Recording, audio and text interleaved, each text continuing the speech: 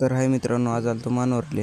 आपल्याला घ्यायचं होतं कपाट आणि कूलर. तर त्याच्या आधी किराणा घेऊन घ्यावं म्हटलं, पैसे उरण का नाही उरण ते. तर किराणा घेऊन घ्यावं म्हटलं, घेतला. मग आलो कपाटाच्या दुकानावर. कपाट पाहिलं, एक नंबर होतं. हे पाहिलं कपाट, हे आवडलं नाही. त्याच्यानंतर हे पण पाहिलं आम्ही कपाट, तर एक नंबर वाटायचं आहे कपाट. तर घेऊन घ्यावं म्हटलं एखादं कपाट आपल्याला, म्हणजे आपल्याला नाही तर लग्नाले.